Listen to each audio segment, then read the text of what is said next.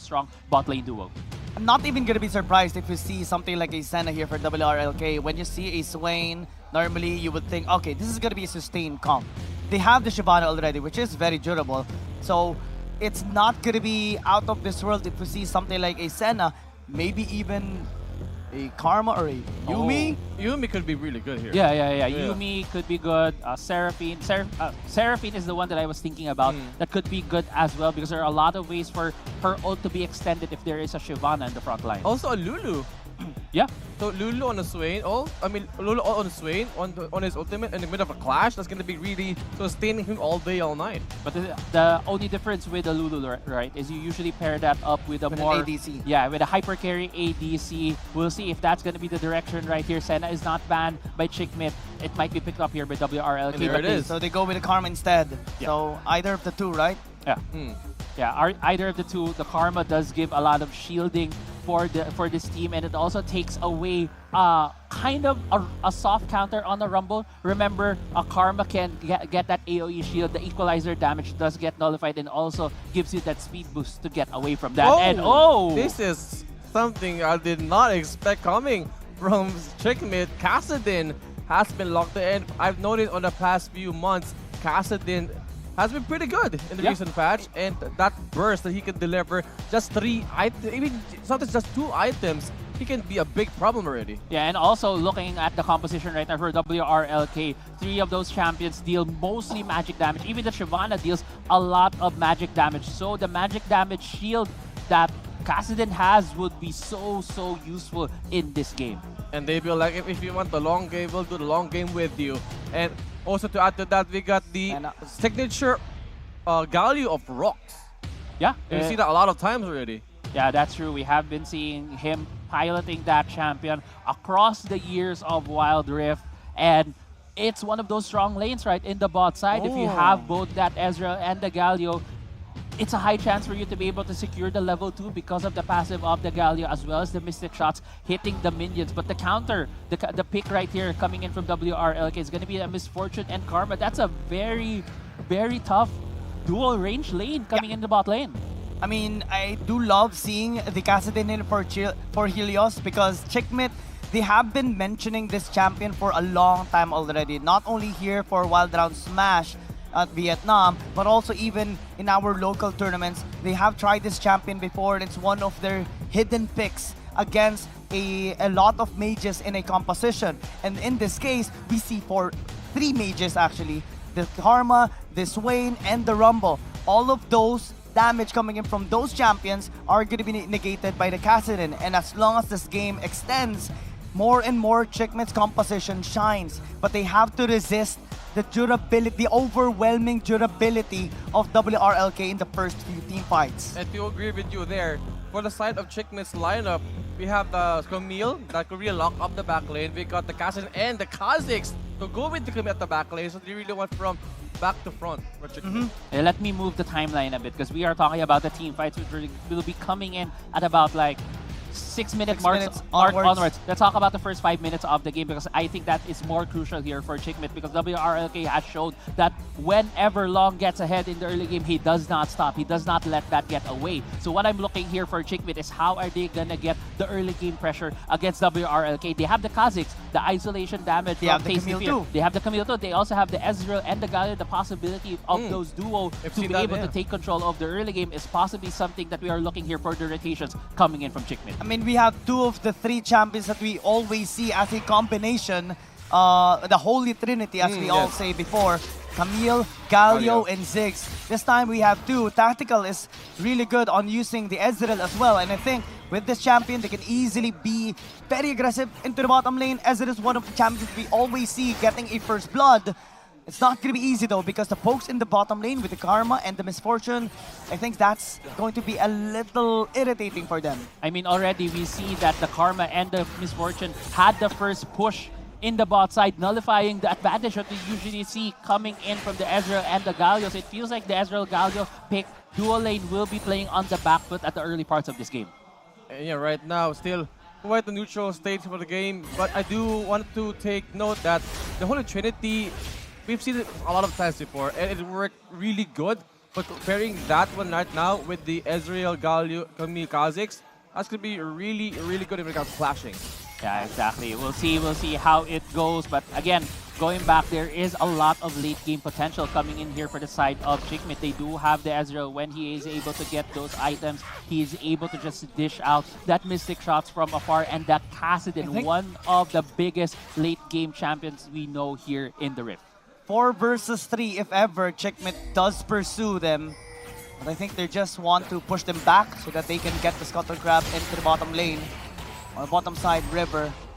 Helios withstanding the damage here of XXJ, but he's getting a little bit low in HP. And Tante might actually get taken down. Let's see, Long tries to close the distance, waiting for a level 5. He's attacking a minion. He almost reaches level 5, but it's just so unfortunate. The timing wasn't right. They get plates though.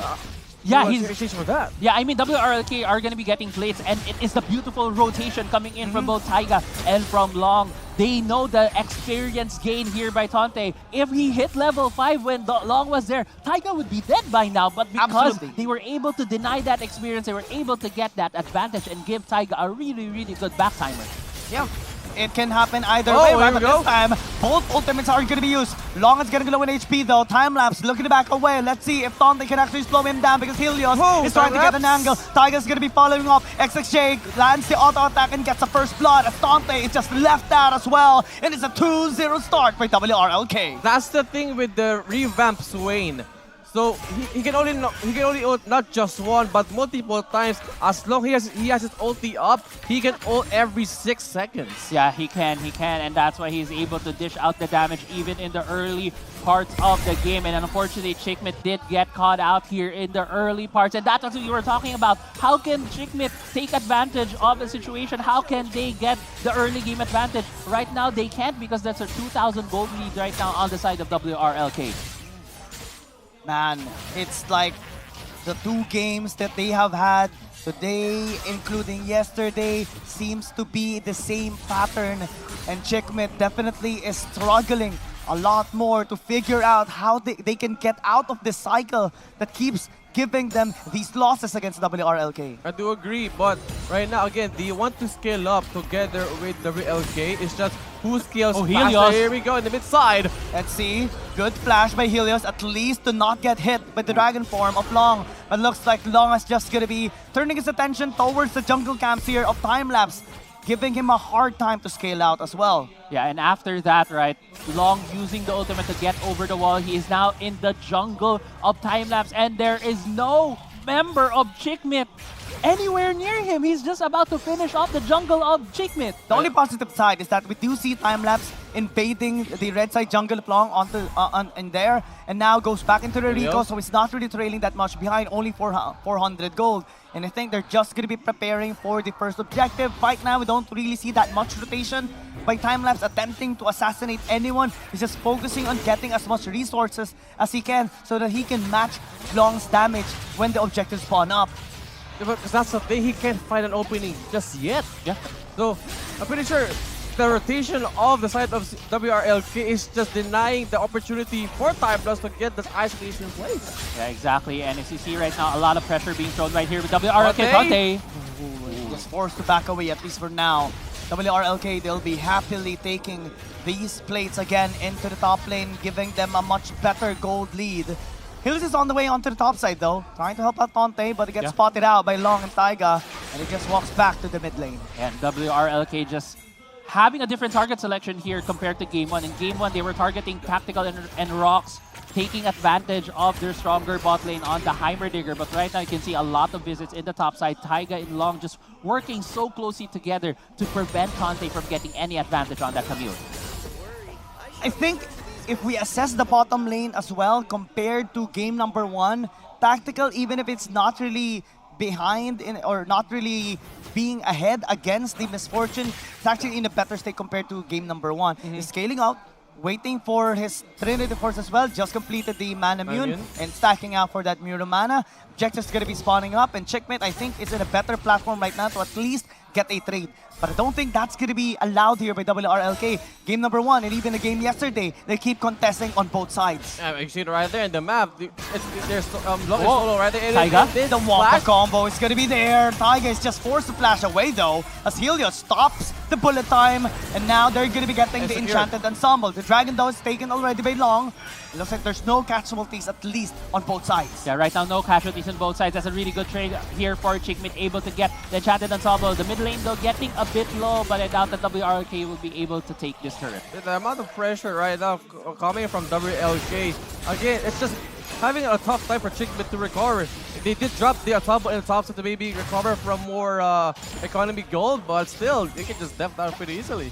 Yeah, Taiga just clearing the wave as well on this tank rumble with the Grasp of the Undying, as well as that Sunfire Cape, allowing him to have so much wave clear even when he is rocking that tanky build here in the top side. But yeah, I mean, we did see earlier, it was Taiga who challenged them at the Enchanted Ensemble, right? Trying to buy time for WRLK. And you could really feel the tankiness from this rumble. He was able to survive like a bullet time, the assassination from time left, as well as Tante. And oh man, Taiga even having like an interesting itemization here, right? We see Sunfire Cape instead of the usual Rift Maker. We see XXJ banking on that early damage with the Malignance as well. As Long goes on his typical Trinity Force with his lethal tempo. He's gonna be the most deadly here. But now they're gonna be focusing into the mid lane, being resisted here by the members of Chickmate. As the bullet time actually gets cancelled. Tante is gonna be in the vicinity looking for that flank angle, but Long is already long gone in that position. So Chickmate finds nobody, and WRLK gets the damage into the tier 1 tower. That was so close to getting Long down. Good engaged thought there coming from Barox, but unfortunately they lack the damage. Yeah, they don't have the damage just yet at this point in time because WRLK is the one leading in this game. They have a bit of that buffer in terms of experience and gold, but we can see Chickmate fighting back. They're not holding themselves back against WRLK, even though they have suffered 2 previous losses, and we want to see more out of Chickmate right here to be able to equalize this series. Man, I love seeing the tension between these two teams right now.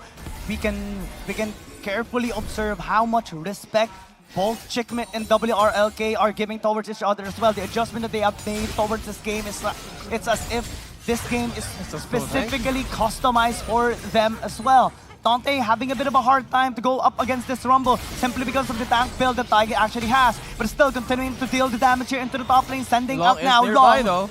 Going to the top lane. Rock's gonna be able to spot him now. Dragon form gonna be used here in time lapse. Getting low in HP. Bullet time as well. Gonna be avoided with some of the members here of Chickmate as the heroes. And it's gonna be here onto the members of WRLK. Hexagon isolating him. Taiga remains alive, but he's gonna be pounded on here by the members of Chickmate. They lost Helios, they lost Tactical, and now Rock's gonna fall down as well. XXJ finds his mark onto Chickmate, and that's gonna be the ace.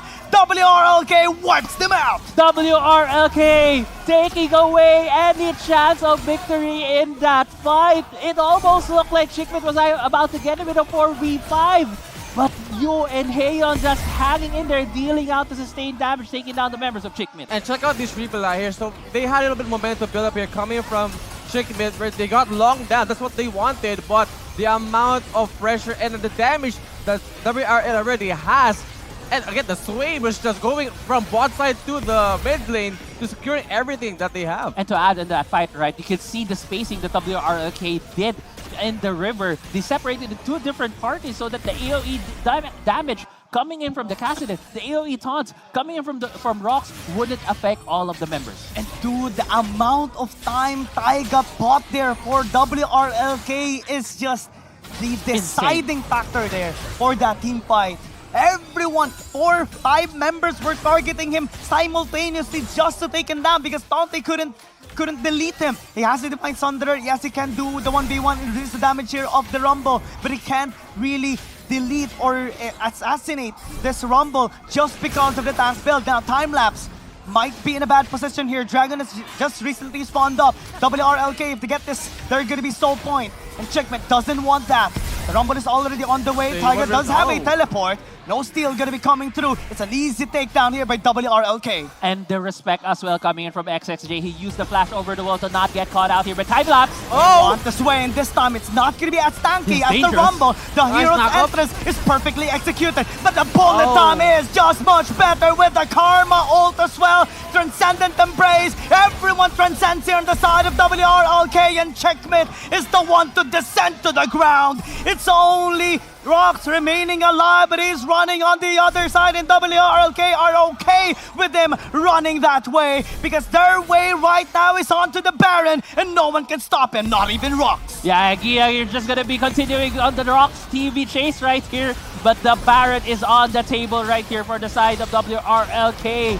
Chickmit with a delayed ace. Right now, Checkmate in trouble. That's going to be the Baron being taken here for the side of WRLK. But man, did you see that last class? They just really cornered the side of Checkmate despite having one down. Again, the rotations is just phenomenally beautiful. Yeah, I mean, the rotations coming in from WRLK on that fight was XXJ getting caught out. He flashed, bought time with the stasis. Yeah, and the then- stasis play yeah, was and- incredible and the there. stasis, and then, oh man, is at this point in time, it feels like it's more on Chickmit being a bit desperate in this part of the game. It is the replay from the last clash again. Look at that biotech coming from XSJ, and everyone, the bullet time hit, the Karma ult hit, and just doing long things, just deleting one by one as it delivers an potential ace for the side of WRLK. This is what we were talking about earlier about Chickmit as well, off camera. Is that already live? Because they want to continue the pressure here onto Checkmate. They recognize, they know, they can read them like a book. They know that this is not yet the time for Checkmate to actually strike because they know that the Kassadin and the Ezreal is not fed enough. And this time, well, Trinity Force has been completed already here for the Ezreal, but no Ravenous Death Cap just yet for Helios. So the damage isn't as brutal as they anticipated. And WRLK knows that with this lead, they can just basically run them over again and again and again. Exactly. WRLK just showing us the prowess that they have here in this tournament. So far in the 5v5s, they have been undefeated. Yesterday, they went on a 5-0 streak, and today they might be going for another 2 more, making that a 7-game win streak for them. Wow, and of course, if they win this game, that's game. Yeah. They're going to be the champions. And riding on that momentum, being the champions in the ARAM and now potentially here too. Oh my goodness. Yeah, I mean, it's what every team came in here for this tournament. A chance at glory, a chance at putting themselves in that championship spot. And right now, WRLK have all the cards in their hand. They're slowly choking out Chickmit in their base. They're destroying all of the outer turrets. Helios right now is trying to go for a recall. And for WRLK, they'll just be buying their time. They're just going to be waiting for a possible objective, maybe the Baron, to finalize their push. Well, we do see Helios trying to make something out of this place because he wants to really get more gold, maybe help them out in this mid-game of our game right now because they need that damage. Radiant Virtue as well completed for long. There's so much sustain on the side of WRLK. No matter what damage Checkmate tries to throw at them, everything just seems to be a little tickle onto the members of WRLK. And now they're even about to get this Mountain Dragon Soul potential for WRLK. Imagine how tanky they already have. They are already, and they will get a Mountain Dragon Soul and a stack of this Ocean Dragon as well. So much sustain already. Force of Nature even completed here for Taiga. He's full tank. It's full tank. It's full tank Rumble, guys. It's not something we see every day. Tante trying to look. This is so risky, man. Heian gonna be the target. Looks Rox. like they are going for a Hail Mary here. Checkmate though, the prayers are not gonna be answered. And WRLK are happily regen. welcoming Look at that the regen. members of Checkmate. Let's see if they can actually escape because Rock's gonna be taken down. It's only time-lapse Helios and Tactical remaining alive as Helios is just running onto the other side. Teleport gonna be incoming. There's no stun here onto low. So he's just trying to delete him instead. He stays alive, 1 HP. But WRLK are now going to be moving towards the Ocean Dragon as the rest of the members of WRLK are running towards the top side map. Yeah, and this is gonna be the soul secured right here by WRLK. Rox and Tonte are still down. The Baron is on the sides here of WRLK. They know their intentions, they can read their minds, and the bullet time is taking tactical down. There. Taiga though missing the damage. Again, he's attacked, but Timeless as well is going to be taken down, and WRLK without a jungler threat, without a smite battle to begin with, they will just start this Baron without any care. This is going to be so hard right now for Chickmit to maybe come back. The gold gap, the power gap. It's just going to be so hard. It's the pressure at all lanes. Look at the KDAs. It's just so tough. You could really see as well the desperation coming in from Chickmit.